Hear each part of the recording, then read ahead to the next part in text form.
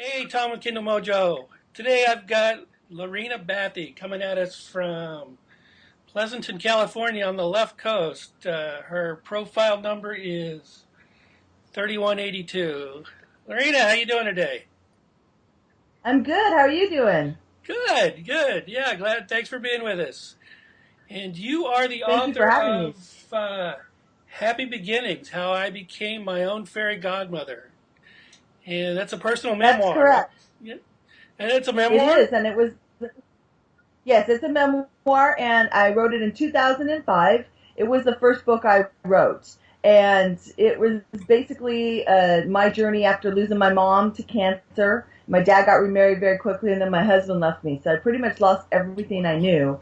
And it was how I kind of got through the cathartic process of redefining who I wanted to be in my life because I didn't want to end up in a place I didn't like where I was going already. So I took kind of a vision quest, if you want to call it that, and what came out of it was this book. And at that time, a lot of the people, I lived in a suburban neighborhood, and it seemed like a lot of women were going through the same thing. They were getting divorced or having to rechange and transform their life. So I wanted to write something that would help women learn that they couldn't just wait for a Prince Charming because that's kind of what we've been taught in Disney movies and such. They couldn't wait for Prince Charming to come along and save them. They had to go and be their own fairy godmothers and make their own futures. So that was kind of what I had surmised through everything I had went through. Okay, so let's back up a little bit. You went through sounds like several traumatic experiences at once, and then you turned to writing as a means to get your life back together. And had you written anything before? No, I had not. Other than journals and things like that. But I was an English major in college, so I've always loved books and loved the word. But I never anticipated being a writer. I wanted to be in advertising. But at this point in my life, I've been married with two kids and a stay-at-home mom for 11 years. So I really was out of the workforce. I'd always had my own little side businesses, but I'd never written. That was not something I intended to do. So really, when I started this, it was truly as a kind of just a cathartic releasing of everything I'd gone through. And then as I got about 15 chapters in, I went, you know what? This could be a book, and I think it could really help women because I was very honest in the account. I really shared all my, warts and all the things I did wrong and all the things I learned, and it was important to be honest. So that weekend, I don't believe in coincidences. One weekend I got an invitation to a writers conference, which I don't know how I got on that list, and ended up going. And it kind of made me realize that this was something I wanted to do. I did a pitch we had that speed dating with agents, and 9 of them were interested in the book. So Excellent. I went and decided, okay, I'm going to do this.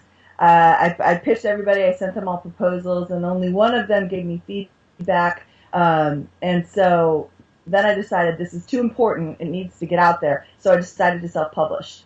Okay, all right. So writing is something you just sort of fell into as Yeah. based on your circumstances. I mean, a lot of the more and more people I talk to, it seems like more and more of that happens.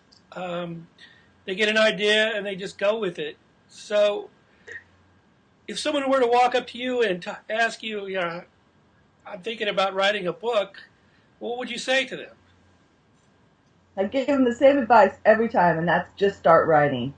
You don't know where a book's going to lead you, and if you sit down and think about it too much, or if you try to edit it while you're writing it, or you're gonna stop. You just have to sit down and write. Don't worry about the grammar. Don't worry about the punctuation. Don't worry about any editing process at all. Just write what's in your head on the page as soon as you can, and let that flow. And that's the biggest piece of advice I can give anyone because if you don't write, you can't have a book. Period. End of story. Right? So true. So, yeah. So, I mean, everybody starts getting in their own head and thinking, oh, this isn't good enough, or I should change that, or rereading the same page 15 times. And then you just stop the creative flow right there. So you really do need to just write down and give yourself that open window that you're going to write whatever comes, and you're not going to worry about what it looks like right now, because that's what editors are for. Okay, well, speaking of editors, all right, you sat down, you started. It sounds like you were almost free writing for how long? How long was this process? This part of the process for you? Oh gosh, I want to say it took me probably about 9 to 12 months. Because again, I wasn't doing it to write a book. I just was writing about what was happening to me. And the first year after my separation was really quite interesting. I was all over the place, and so it wasn't because I wasn't formulating it to just write a book. It took about a year, 9 months to a year, before I got to a place where I went, oh, you know what? This could be something.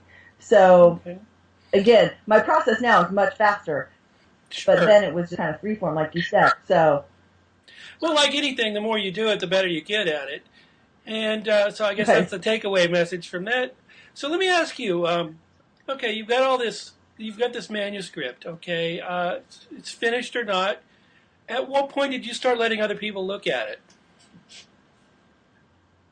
Gosh, that's a good question. I think I let one of my friends read it and I said to her, I really think this could be a book. And she agreed. And then very quickly, I went to that writers conference. And once I got in that room with agents, and 9 of them, and I think it was like 15 agents, 9 of them were interested, that told me, okay, this is something people really want to see. And I think that I should pursue this. And then again, I don't, accidents, coincidences, I don't believe in them. The friend that I let read the book knew someone who had actually worked with a guy who was published traditionally, and she said she would work with me. So we started working on this book. She found me a graphic designer, and it all just kind of really fell into place like that. It was crazy. And so before I knew it, I had a book. Okay, so let's talk a little bit about your publishing process. Okay, once you've got your manuscript Mm-hmm. done, your first draft, if you will. Um, a question I always ask everybody is how many sets of eyes saw it before you actually decided to take it to publishing? Okay, well, so that was in 2005. That was a different circumstance. I was just getting started. I really knew nothing about the business. It was trial and error all over the place. In 2010, I started Lorena Books, which is my publishing arm of my books now. I have 4 novels. So in 2010, I had halfway written a novel called Beatrice Munson. And so I decided at that point to really pursue writing as a career. And I finished the novel, I finished Beatrice Munson in about 6 months. Once I did that, it's pretty quick. I did let about several people read it, probably about 5 or 10 people read it and get feedback. And then I found an editor, not the best editor, because, again, that's trial and error too. Yes, You have to find absolutely. one that really works with you. It's taken me actually all this time to find one that I really work with well. It's been very frustrating. I mean, I find okay ones, but not caliber that I wanted my books to be at. So it really come to, it's taken me probably 4 years to get to a place where I feel like, okay, everything's running smoothly now. But I tried to have at least 5 people read it, beta readers, and give me honest, true feedback. So you really have to pick those people that are going to be honest with you, because some people, I actually choose people that I don't know. I go on Facebook and say, I have a book. Does anyone want to read it? And that way, I don't have, my friends kind of placating me or Yeah, keeping me that's on their why friend list. that's why I get out there and I really try and search out beta readers that want to join Kindle Mojo, especially if I don't know them. I think it's so important. I'm Yeah. such an advocate of beta readers that the more people that see your stuff before you go to publishing, the better. And so, one of the Yeah. big myths out there is that someone's going to steal my idea. What do you say to that?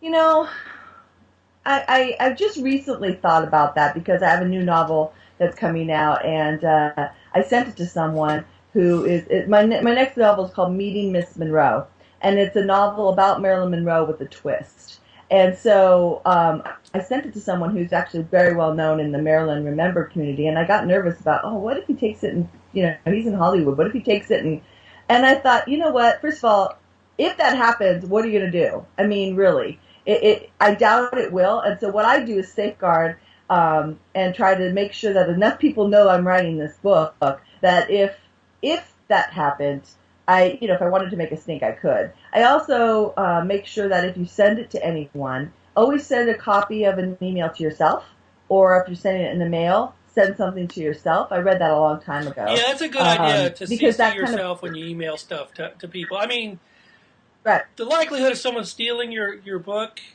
is statistically extremely rare, for one. Yeah. And number two, if you have that copyright, well, suppose they do make a movie out of it. Well, there you go. Right. You're into royalties already without even trying. So Exactly. So what I'm trying to say is don't worry about people trying to steal your stuff for people that are paranoid. No, and here's the deal too.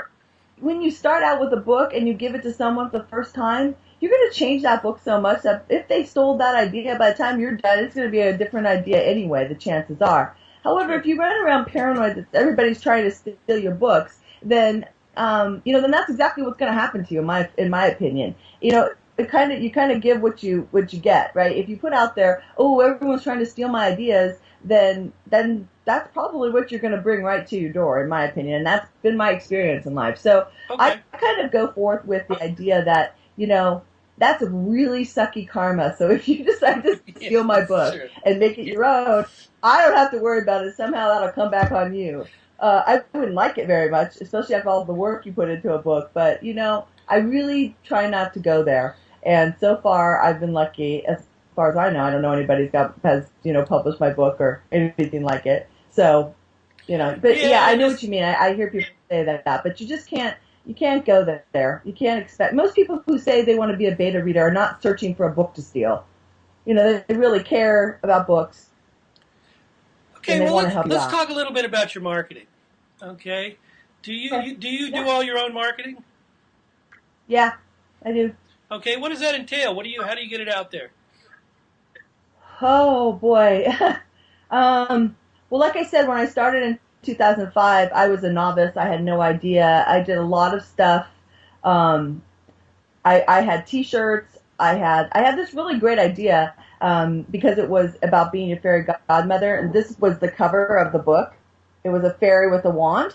So I found this pen that was a wand, and I put the book on it, and that's what I gave away to people. So that was a good way of keeping my book and my ideas in their mind, and so that was great because it was really gimmicky, but it was great. And actually got me to a place where a senior executive producer on Oprah was interested in the book for me being on the show, because I sent those to every producer in her company.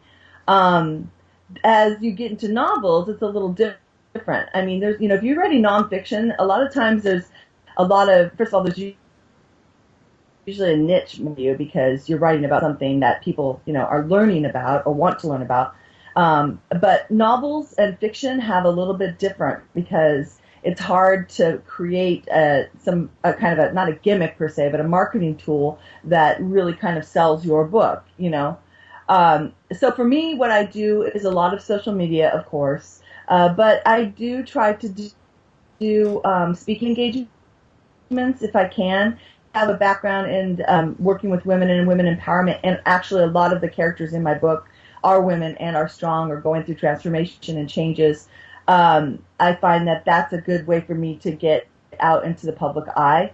But it's not just about social media. You have to get shoe leather and conversation. That's the old-fashioned sales tactic. You got to get out. You got to meet people. You got to be involved in things. If you can set up stuff at libraries or anything like that, or get involved with other writers in your area and put something on, that's a good way to be seen. There's a concept in marketing is that you start at the inner circle and then you let the circles go out.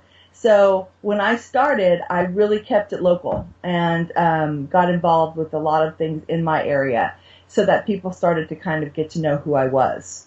And, then from there you kind of have to grow it. But it's constantly changing. I mean, Facebook and Twitter were the big ones, and now there's Reddit and Tumblr and all these other ones I don't even know, that you have to be involved with, and staying on them is all right, so let's talk a little bit about Let's talk a little bit about the difference between writing a memoir and a novel, a piece of fiction. For you, what is the difference?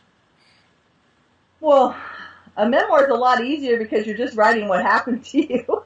So in some ways, that's really easy because you're just basically giving a recount of what occurred. And the facts are already in place, and the characters are in place, and what occurred is in place. So it's a little bit easier in that respect than in a novel. You have to create all that, and you have to make it work, and the characters have to be interesting, and that what happens to them has to be interesting, and all the details are not defined.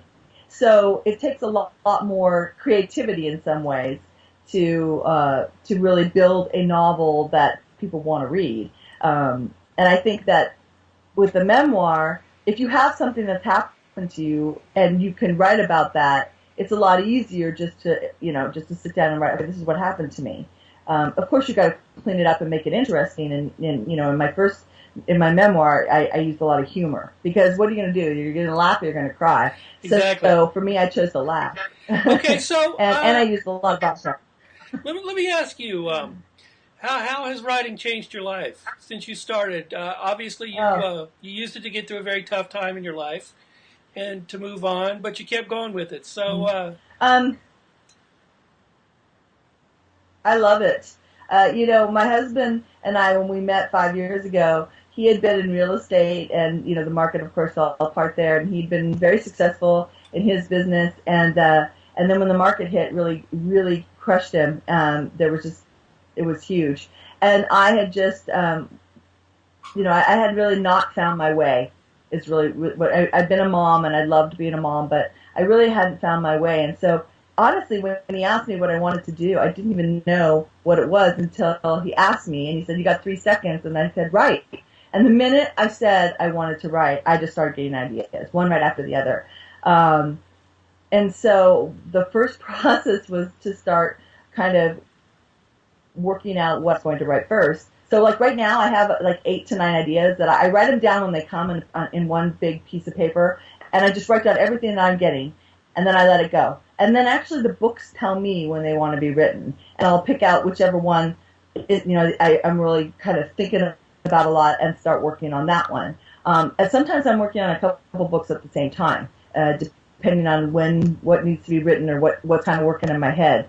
But I love it. I mean, it's not work. It's a joy. And I'm doing this as a business, so I do this every day. I write and market every single day. And I know it's a crapshoot and it's scary, and that's something I've decided I want to do for myself.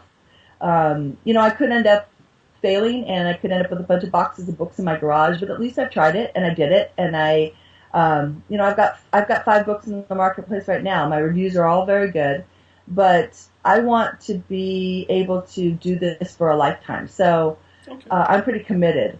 So let's talk a little bit about you your have to be reviews. Committed. Okay. I was looking at your reviews on Amazon. You got some pretty good ones. How do you go about getting those? Book bloggers were my first. They were my best friends when I started in 2005 and all the way through my novels. I love book bloggers. They take the time to read your book and put it out there in the world. And I've made some really good friends from people who have blogged my books and just like what I've read, and we've just kind of gone back and forth so many times that we became friends. It's been, there's a lot more than when I first started out, a lot more book bloggers, but they are really, a lot of them are very dedicated to what they do, and they want to help people. They really do want to help writers, especially indie authors. So if you're an indie author, you need to find some really good book bloggers and, create a relationship with them. Now I have book bloggers that know I'm writing a book, and they're like, when is it coming out? And can we read it first? Right. So a lot of them are book bloggers. Another site I found, and I don't know that you can do this anymore unless you pay for it, was called Thomason.com. And it was a site of blog. Thomason.com. TOMSON.com. Okay. And I went on there, and it was not just book bloggers. It was all kinds of blogs, a lot of review blogs for products and things like that. Able to post all my books, and they could review them. I think now that they've changed the way that they are set up and they charge you, but when I did it, it wasn't they didn't charge you. So again, I met a bunch more bloggers. So a lot of my reviews are from there. The other way is, of course, family and friends. Ask everybody. And then on Facebook, I've met a lot of people on Facebook and made some really good friends. I know people poo-poo Facebook and, yeah, there's, changes and such. But it is the best way to meet people from all over the world. I just did an interview with a girl from Greece that I met on Facebook. Thank God for Skype, you can do that. But there are some really fantastic people on Facebook that are wanting to promote your book or wanting to help small businesses. But you have to do it right, and I see it done wrong a lot. You can't just find people and just spam the crap out of them with your books. And every single thing you do, relationships need to be formed. So, understand and get to know these people a little before you just start shoving stuff on their pages. Absolutely. Because yeah. that will piss them off. Yeah. Absolutely. And then sites like your site has been great because people know to go there and look for books and look for writers. So you have to do your homework. You can't just, unfortunately I see a lot of these writers that, I wrote a book, throw it up on Amazon. Woo, I'm going to make millions of dollars. This is a lot of work, and you need to be passionate and dedicated. Well, if you want to make $1 million, there are a lot easier ways to do it. It's possible, but if you want to make $1 million, don't write a book. Yeah, I have a friend who's traditionally published, and she's been working for 10 years, and she's just now making money off her books, where she said, I could survive now. Sure. This whole idea of like overnight successes, it doesn't exist. Most people who have been overnight successes have been doing this for years and years. Exactly. Whether it's a part-time job, So people, I see it all the time, and she and I actually do a thing called Publishing Smackdown, because she's traditionally published and I'm self-published. So we do an event where we talk about the differences between what we do and also the similarities. And one thing that people don't realize when you get traditionally published is she still has to do the same marketing I have to do. Those publishers, unless you're Stephen King, are not taking your book everywhere and putting you on, Today's Show or any of those things. You are getting a little bit. So people don't think about the fact that, they think, I'm going to get a book deal and my life will be perfect. You're still going to be working. Exactly. Yeah, so why not do it for yourself? So, Right. That was my concept. Okay. All right. So tell me about your novels. Give me a rundown of your novels first. Well, I have them right here, so I'll just give you a little quick shot. This is Beatrice Munson. It was my first novel, and it is about a woman who is, her husband's left her, she has 2 kids, she lives in a very suburban neighborhood, and her high school nemesis moves in across the street from her. And this is Beatrice Munson. And Beatrice was that perfect girl in school that everybody hated but also loved because she was so wonderful. And now this girl is like, great, now I got to go into my 40s with Beatrice living across the street. But Beatrice's defining moment in life was to get a boob job or go to Egypt, and she chose to go to Egypt. So she has not lived in the country and now is returned. And what she really does is come into this neighborhood of suburban moms and shakes them up because they've kind of all become like their houses in varying shades of beige. So that was my first novel. It's a lot of fun. It's, as people probably will never say outright, I will be honest and say, your work progresses as you write. Absolutely. So I love this book, but it's probably not my best writing, but I love it. And so the character of Beatrice, people who read her, they love her. So that was my first novel. My second novel is called House on Plunkett Street. And it's about a 20-something girl who has a real dead-end life and moves into this apartment where 3 women ghosts from different eras visit her. And she has to kind of take stock of her life. And so this is my third novel, and it is called The Ex, inspired by my failed marriage. Basically, it's a story of Clarissa Haddonfield, and she lives in a very affluent community. She has a great house, and she's got kids, and she's very happy. And her husband blindsides her with a divorce and takes her children away from her. And so she has to channel her inner badass and find a way to get her kids back. So she teams up with an ex-FBI agent because her women's intuition tells her there's something, not right, something stinky in Denmark, as they say. And so she gets to the bottom of it and teams up with this ex-FBI agent and, gets her kids back. And then my last book is called Coaster. And actually, this was inspired when we went to Magic Mountain. My kids and my husband and I, we all went to Magic Mountain, and I got this idea standing in line. It's about 8 people are killed on an explosion on a roller coaster, and what happens to the people that are around them? How do they deal with the grief? How do they deal with the tragedy? And then running through is also a whodunit as to who did it and why, and trying to find out the person and take him to justice. So my books are all over. I do not have one genre that I write in. Okay. All right. Excellent. And all the links are on your profile. So. Yep, they're all on my file. I'm pretty sure they are. I'll double check and make sure. But yeah, they should be. Yeah, they're. And let's see. All right. So where can we find you on the web? Well, you can find me on my website, which is www.lorenabooks.com. I'm on Facebook under Lorena B. Books, and I'm on Twitter under Lorena B. Books. I'm on Tumblr under Lorena B. Books, and I just started on Reddit, which is a new one. So I think I'm under Lorena Bathey on there. Okay, so basically, if you Google Lorena B. Books, something's going to pop up. Yeah. Okay, great. Yeah, there's several pages. All right. Well, excellent. You can always email me. You can always email me at Lorena B. Books if you have any questions. If you're a writer and you have questions, feel free to write me, and I'll give you any bits of knowledge I have. So I'm totally an open book. Excellent. Excellent. Do you put your emails in your books, just out of curiosity, in your bio? You know what? I don't. I put my website address, but I've not put my email. That's a good idea for the next one. I mean, I get a lot of emails from readers from just doing that, and therefore, when I start interacting to them, it translates into good reviews. So, just a little hint for you there. Excellent. Excellent. I love it. I will try that in the next book. All right. And, well, anything else you want to add? No, thank you so much for having me on. Okay, excellent. Well, thanks for being with us.